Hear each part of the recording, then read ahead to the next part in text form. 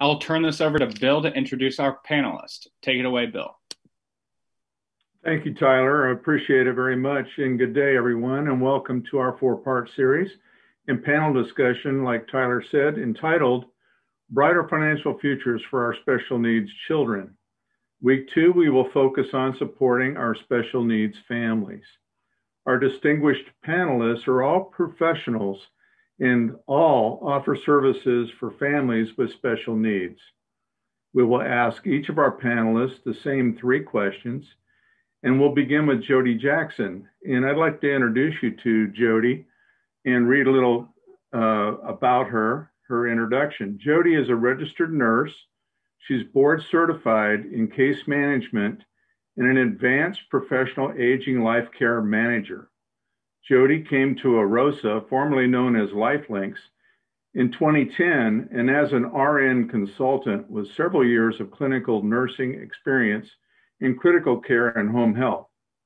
Prior to joining AROSA, Jody was the RN case manager and resident services director for a continuing care retirement community in Brentwood, Tennessee, where she managed the overall healthcare needs of over 200 independent living residents. She strongly believes in creating connections and relationships with both her clients, team members, and community partners. Outside of work, she is married with 3 children and enjoys kayaking, gardening, and going to the beach. She volunteers with her church and helps kids at risk in the community.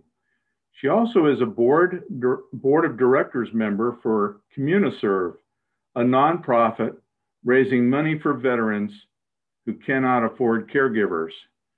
And Jody, as a veteran myself, I want to thank you for that service. I really appreciate it, and I'm sure they certainly do as well. Thanks, Bill. We appreciate your service as well.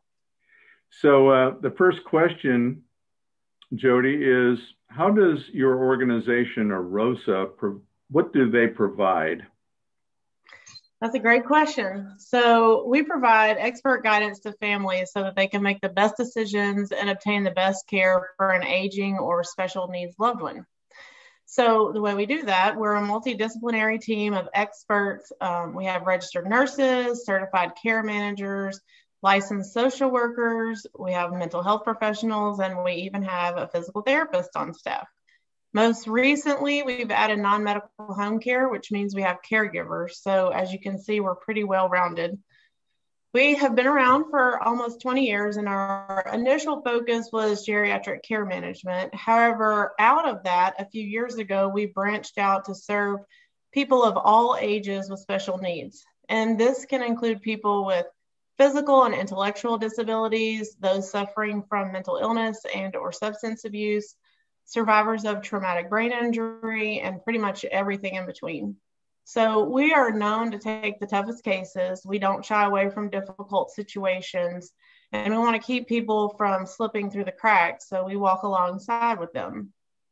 Because of the expert guidance that we provide, we're able to help enrich the lives of our clients by fostering a sense of meaning and purpose.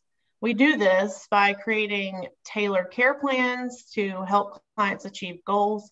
We help them become contributing and valued members of society. We empower them to live a fulfilling life. And we also connect them to resources so that they can flourish. We help to conserve financial resources and time by streamlining care. Oftentimes, this can include preventing frequent hospitalizations and helping to manage resources. We provide a continuity of care by preventing gaps in care, and we ensure that all providers and resources are on the same page. We do that by providing what I would call boots on the ground perspective, and we advocate to ensure that we bring about the best care and give a voice to the voiceless. The most valuable thing that I think we do is create a peace of mind, and we do this by creating stability. Having a care team provides a safety net of support so that a client can thrive rather than survive, and families can become more equipped to navigate through challenges. So what is, you covered that pretty well in detail. What is the total scope of what you offer? Sure. So I know a lot of people don't know what a care manager is. It's a newer profession, so I can explain a little bit about that. A care manager's role is to expertly guide families through challenges that arise and help to prevent crisis from happening.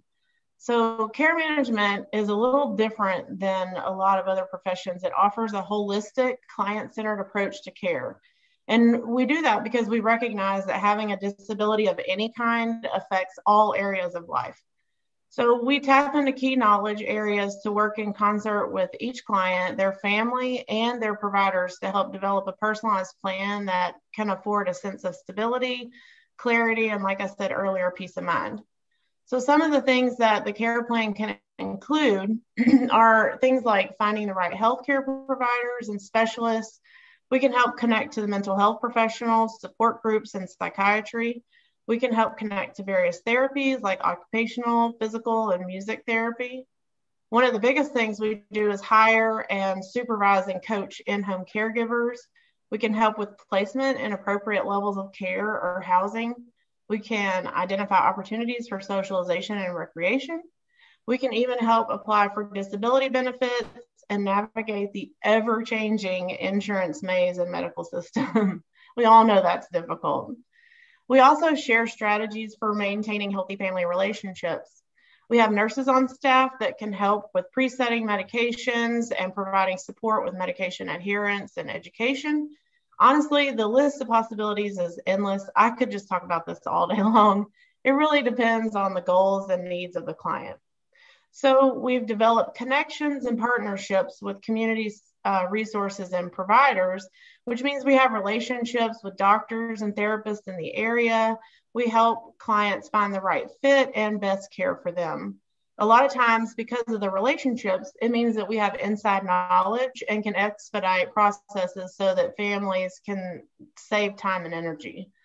We also partner with nonprofit organizations that provide free resources and services. So you might be asking, how does this happen? What a care manager does is go out and meet with the family. Our advocates, they do an in-depth assessment initially to create a care plan. So we evaluate current systems, we celebrate what's working and identify what's not. Based on these needs that are identified during this in-depth assessment, we then create personalized solutions, which then in turn creates a customized care plan for moving forward.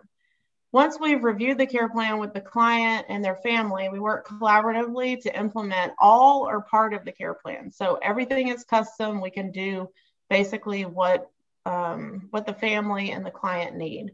So some examples of that, we had a client that had a traumatic brain injury and substance abuse issues who was reentering the community after having been in prison.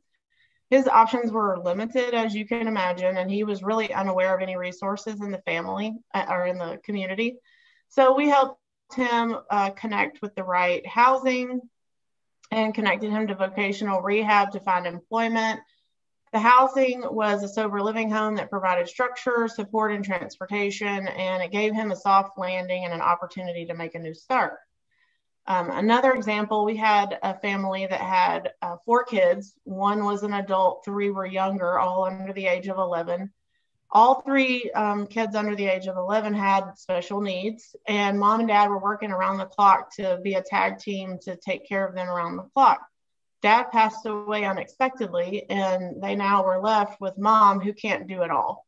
So we helped her to find caregivers for the home. We helped her so that she could get a break, basically. And we helped them with some insurance issues and, help stabilize that situation. And then one last thing I'd like to say that we do is we can serve as a healthcare power of attorney. So a healthcare power of attorney is a relationship between the client and a ROSA where we get to know you and we get to know your wishes so that we can help you to carry those out. Sometimes people don't have a loved one that can serve in this purpose, or maybe they, don't want a loved one to serve in this purpose. And so we can build that relationship and serve as a healthcare power of attorney. Excellent. You kind of touched on this subject a little bit, but what resources could you provide to help balance that daily care and also time for the caregiver?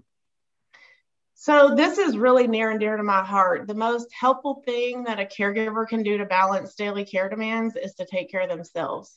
You know, you've always heard the old adage of the flight attendant that gets on the airplane and she says that you have to put the oxygen mask on yourself before you put it on others. It's so true in caring for a special needs loved one. It's a journey, and oftentimes it's a really long journey. And so you have to take care of yourself to maintain your ability to take care of a loved one. And self-care looks different to everyone. It could be that you hire a caregiver so that you can have some alone time, go for a walk, even take a shower, go to the grocery store, or go to coffee with friends. It could be hiring a care manager like what we do to take some of the burden of all the coordinating and the doctor's appointments and behind the scenes stuff so that, you know, that can build some more time in your schedule to take care of yourself. It can look like pursuing hobbies, using a mindfulness meditation. I always say it can, self-care is strengthening your faith and relying on your church for help. You can look into the possibility of respite care, which is really beneficial for a lot of families, or seek any kind of volunteer assistance to help. Another avenue that we always recommend at AROSA to balance daily care demands is to join a support group. So support groups are for people that come together because they're all in some sort of situation or a special circumstance that's similar with each other.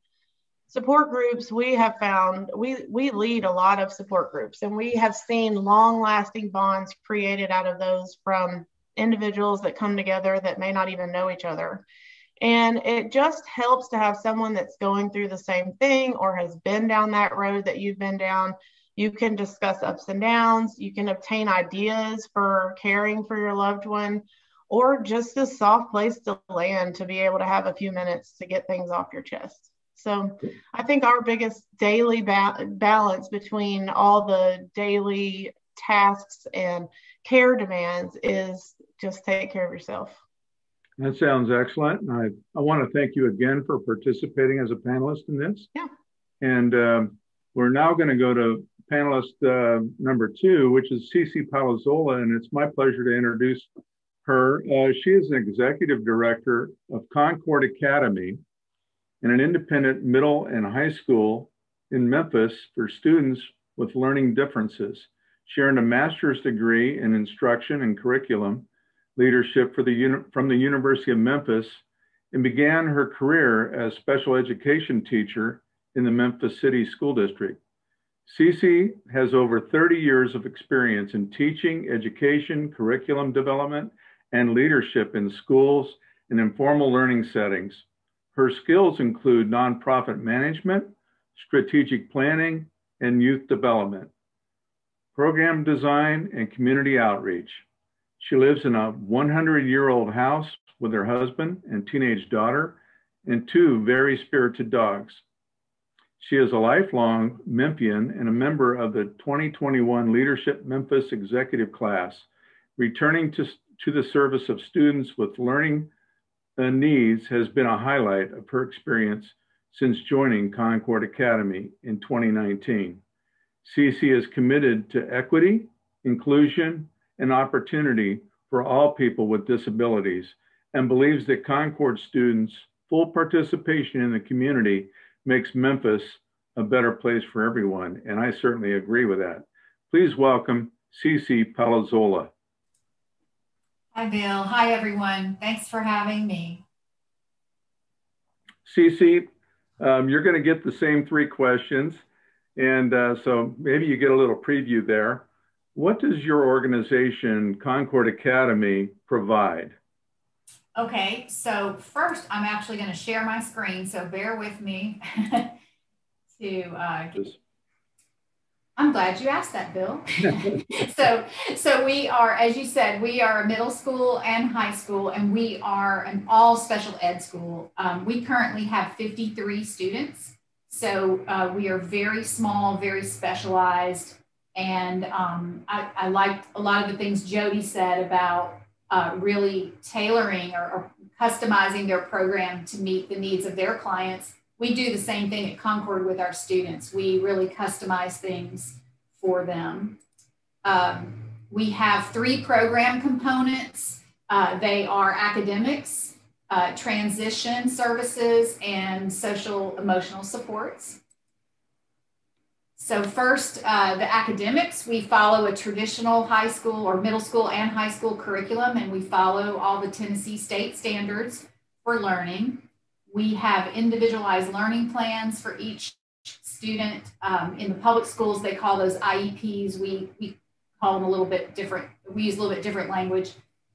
We have a modified curriculum that includes taking courses over 2 years versus 1 year, when needed.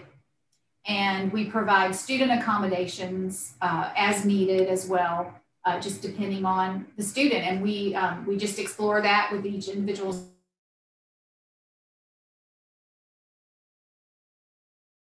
We have 3 different diploma tracks. So we have a traditional high school diploma track that qualifies our students to attend a 4-year university. The majority of our students are on that diploma track. We also have another diploma track that gets them a high school diploma that's a little bit modified and qualifies them to attend a 2-year college or a trade school or like a community college. And then we have a 3rd diploma track that's a special ed diploma track. So all 3 of those are available for our students. And I mentioned this before, but our teachers are all licensed in the state of Tennessee and all have a special education endorsement. And qualifier there, we have 1 teacher this year who is not quite there, but she's working on her credentials. So. And then our transition services, and what I mean by transition, if you're not familiar with this term, is really getting our students transitioned and ready for life after high school. So we really focus a lot on post-secondary readiness. A good portion of our program is around all of those services. And we also do an individualized transition plan for each high school student. We have transition classes for every high schooler. So every high school student goes to a transition class every day where they might talk about life skills, job skills, things that are going to prepare them for life after high school. We have a transition coach on staff, and her entire job is around making sure that our students are all ready for the most or the best level of independence that they can have when they leave us after they graduate. We teach self-advocacy skills where they learn about their disability, learn about how to ask for accommodations in a job placement or in a social situation. We have a work simulation lab where you see that on one of the pictures, where we really like to do a lot of support and move our students gently through sort of simulated activities at school, and then supporting them through gaining independence as they move out into a workplace, out into the community.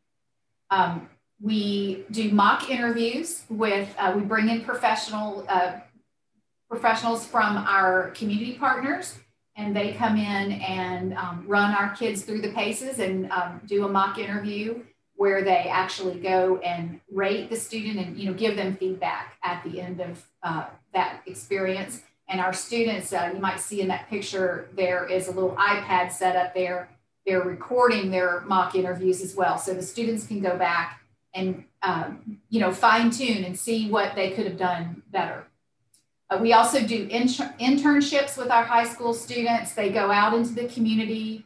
Today is actually the last day of our internships for the spring. We have kids out at a furniture store, a grocery store. We have a restaurant, and then we have one actually at our local PBS station, the WKNO here in Memphis, working as an intern. That's excellent. And then the third prong of our program is social emotional learning. We include social emotional learning in everything we do.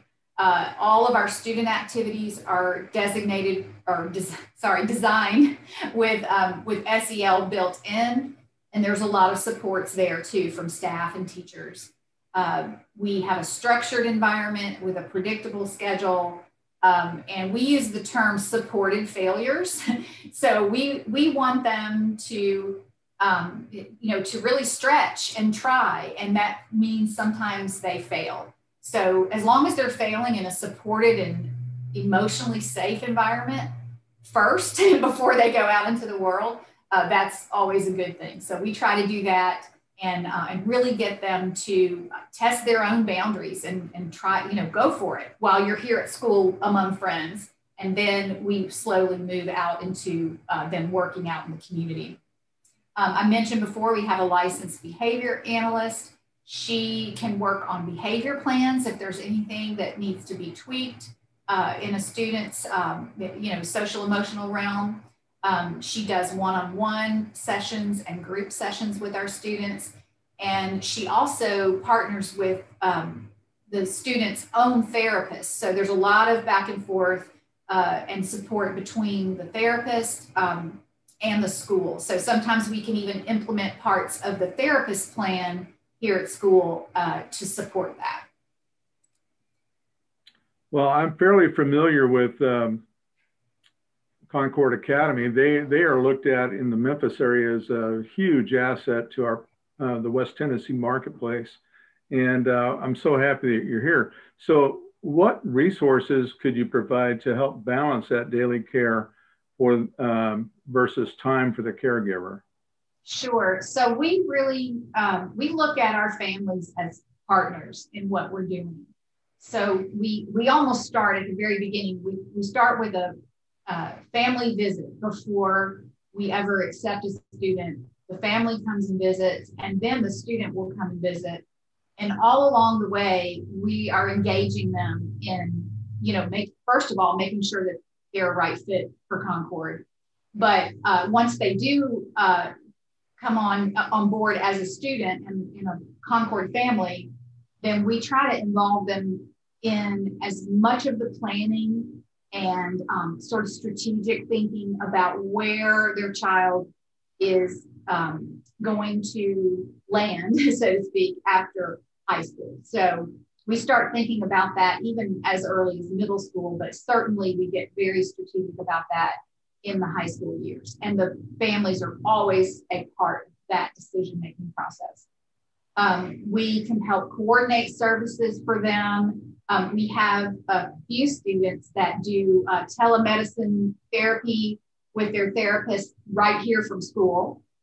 We also have a speech therapist that comes in and works with some of our students. And so coordinating services is something that we provide for families. We also try to facilitate resources for them.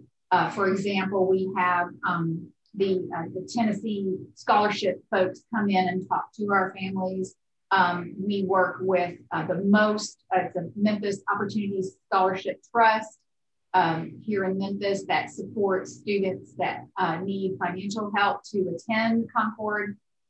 So just anything and everything you can think of. Voc Rehab. We do a lot of coordinating with our local education agency, which is the Shelby County Schools, for services that they provide for our families. And then we provide tuition assistance as well. Cece, thank you for letting us get to know Concord Academy a little bit more intimately than many of us may have known before. And I want to thank you again for your dedication to Concord and also for your time today as we talk about resources for our families of special needs. So thank you again. Thank you. Once again, it's my pleasure to introduce to you one of our professional panelists. Her name is Emily Barker.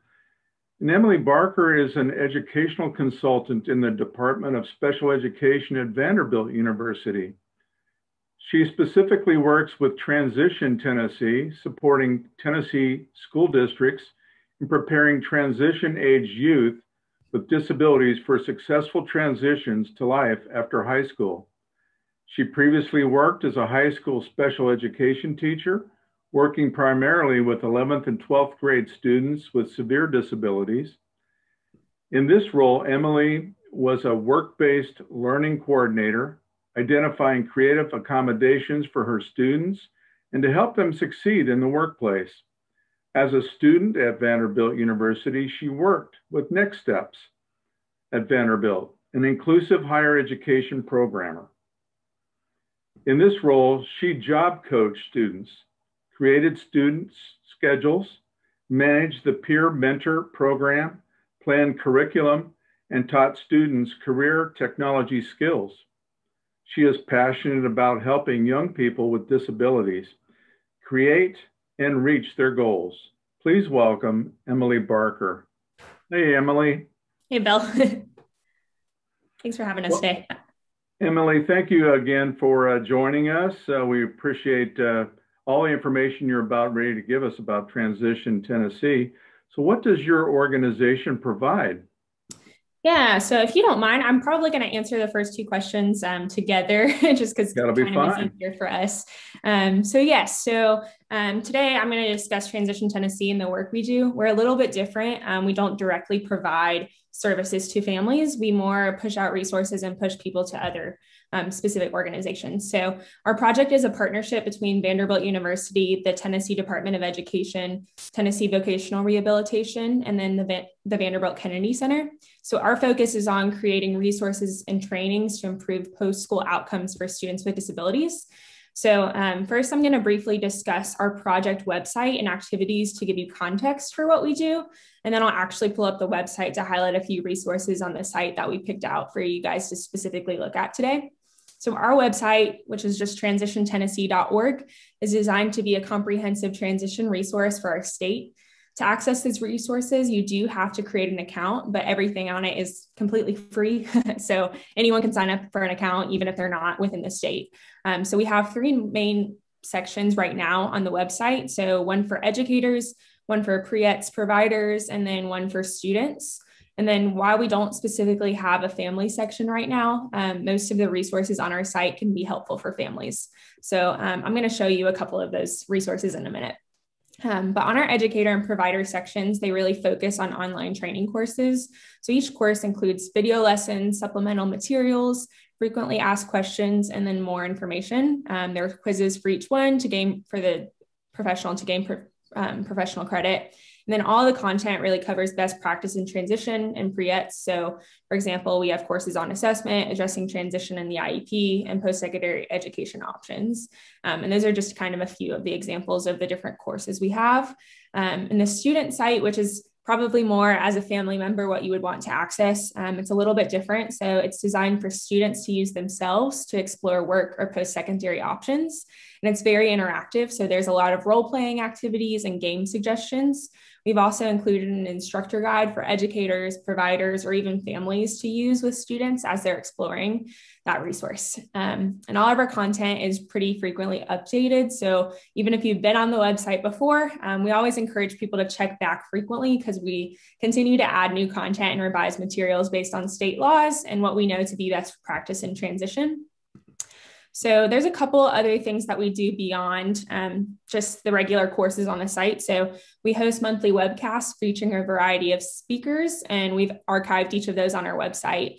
We actually have one coming up next week on benefits to work. And so we encourage y'all to check that out if you're interested. We also conduct training statewide and with specific schools and school districts. And for the last year, all of these have been virtual, but pre-COVID, we've also done in-person trainings with school and pre-ETS providers. And safely after COVID, we plan to return to doing much of our training work in person through technical assistance and communities of practice. But the one kind of pro of COVID has been, all that has been virtual. So most of that has been archived on our website. And then for the past several years, we've also collaborated with the State Department of Education on an annual transition conference. In the past, that's been in conjunction with the PI conference, which is the State Special Education Conference. We have trainings on that for educators, for providers, but also for families. And a lot of those are also archived on our website, especially the ones from this year. And the best way to really find out about new events or to learn about new content on the website is by our e-newsletter. And if you're registered for the website, you'll automatically be signed up for that. So we don't really send a ton of emails all the time, but it's a really great way to tap into what's going on the project. So that's kind of what we provide and then the scope of what we have. Excellent. I know you want to touch on, you have a lot of resources. I know you want to touch on and highlight a few of them. So can you provide some suggestions that will enable our families to balance daily care versus time for the caregiver? Yes. So I'm going to touch on several of the resources that we have on our website. There's a lot of different ones. Again, you can kind of explore it with that free account. But as a family member, one thing that we offer that you might be pretty interested in is last year we had a series of virtual transition fairs. These were statewide, and our goal with that was to replicate in-person trainings. Can y'all see this? Actually, I don't think y'all can see this. Okay, there you go. Sorry about that. So the point of that was we really brought together agencies and then organizations related to specific topics to share information with families, and attendees had the opportunity to ask questions with that. So all of these are archived on our website, as you can see here. They covered resources from employment programs around the state to inclusive higher education programs for students with intellectual and developmental disabilities. We also had one on independent living, where we had the statewide Centers for Independent Living come on and discuss what resources they have. Then we had one on college application supports, and then another one on just general post-secondary resources. So each of those has all of the recordings from that, as well as the PowerPoints and PDF form, any resources that were shared, and then kind of a downloadable resource that kind of recapped it. So this provides pretty comprehensive information about the general supports that are available around the state within those specific kind of areas. And we're not, as of now, planning to continue to host these in the future because we covered kind of the general topics, but we are currently working with school districts to implement their own local transition fairs.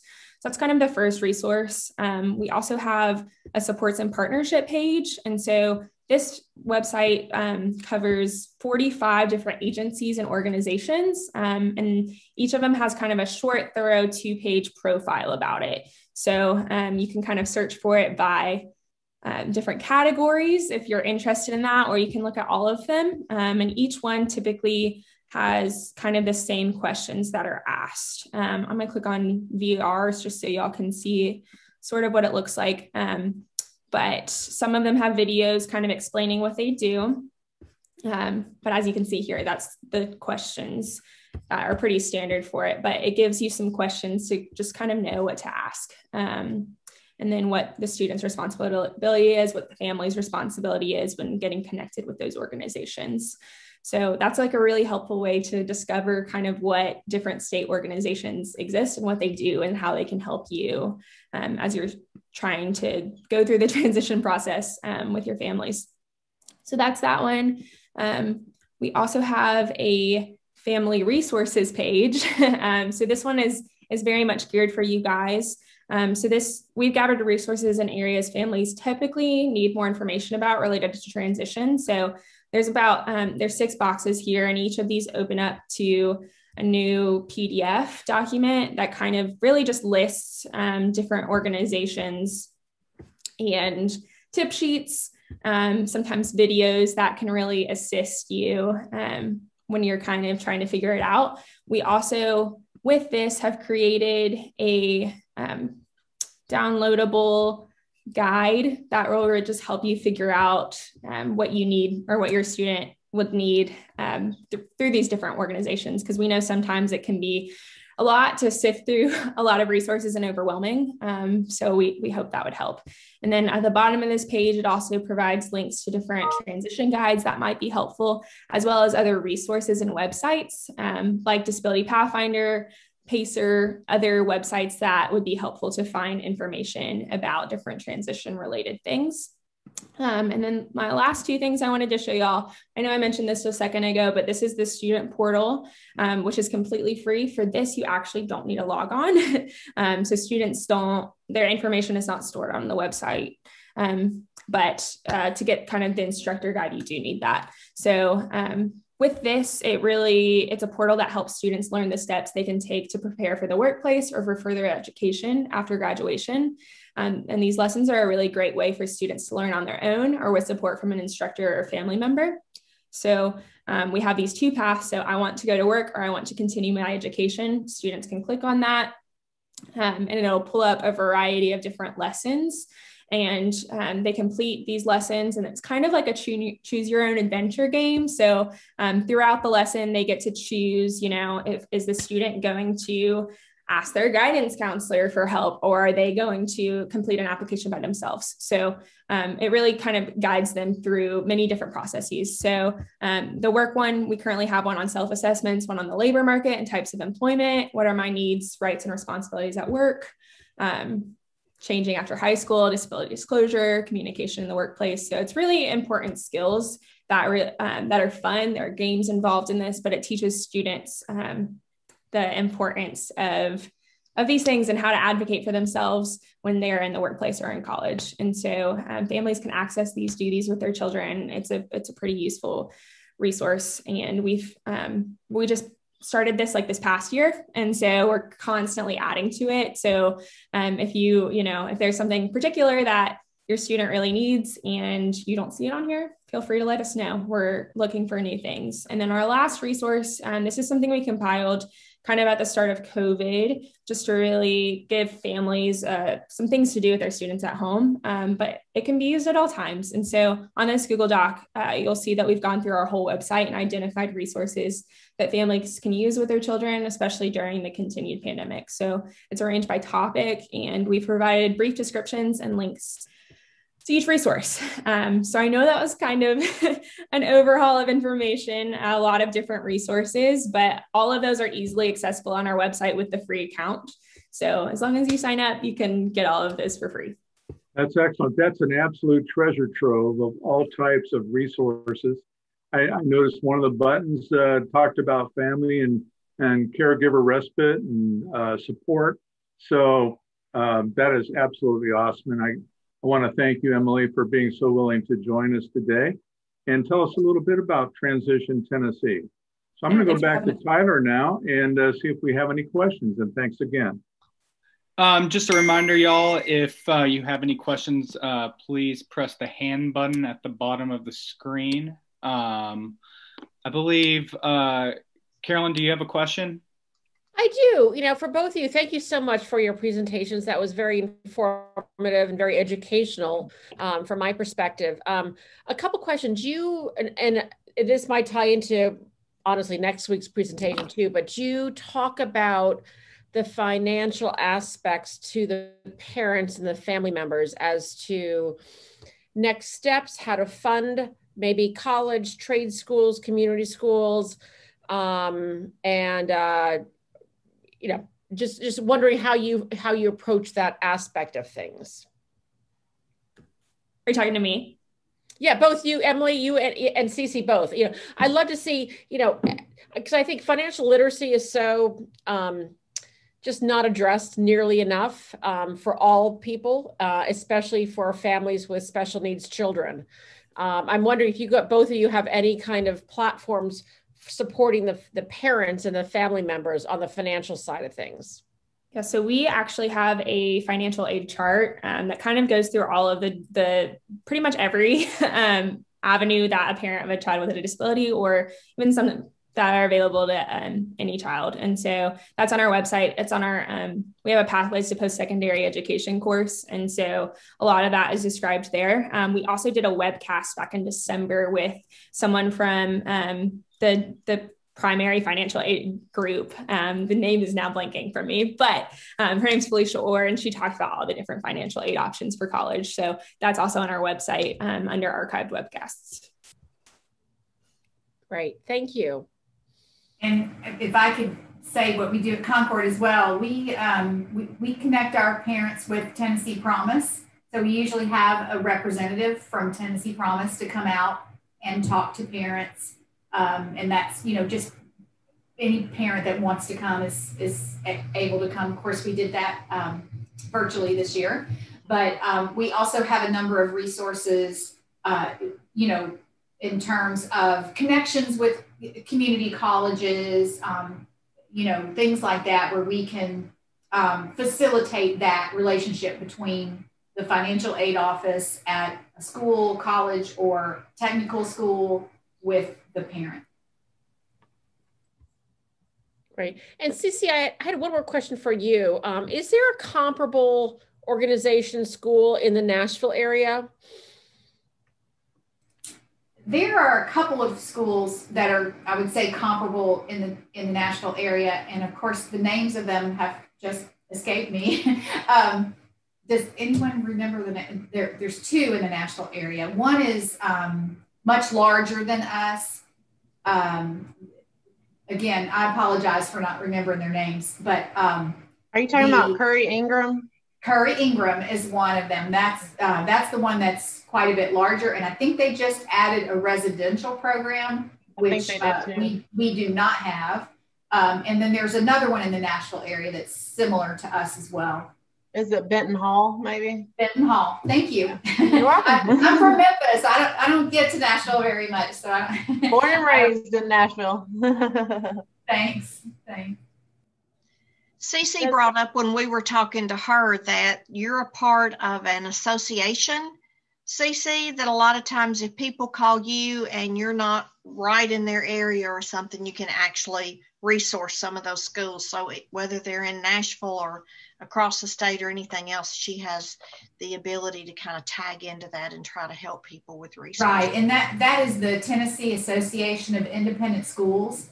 And if you just go to their website, you can see all the members there. And, I'm not sure if you can sort by maybe zip code or something like that, but they're a great resource as well.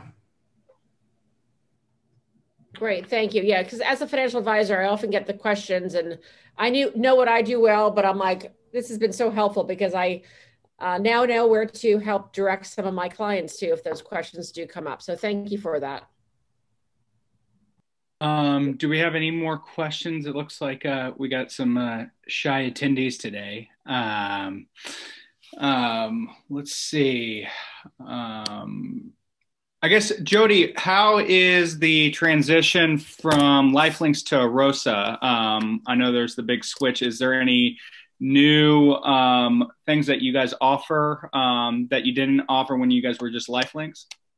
Yeah, so the biggest thing that we offer now is non-medical home care, which is caregivers. The transition's been smooth. It seems like our reputation of 20 years in the community has held its ground, and we're growing. So the ability to offer caregivers gives us a bigger team model. So we've always had the team model where our clients receive care from a care manager and a nurse so that it's a holistic picture. And now that we have caregivers in the model, then that's like an extension of our team, and the care manager and the nurse can help to coach and guide the caregiver. So that's the biggest service line that's been added since we're now Arosa. Nice. I guess if there isn't any more questions, any panelists have any more questions, I guess we will end this. Thank you all for attending. We will have week 3 next Thursday, 10 and 6 p.m. Have a great weekend, y'all.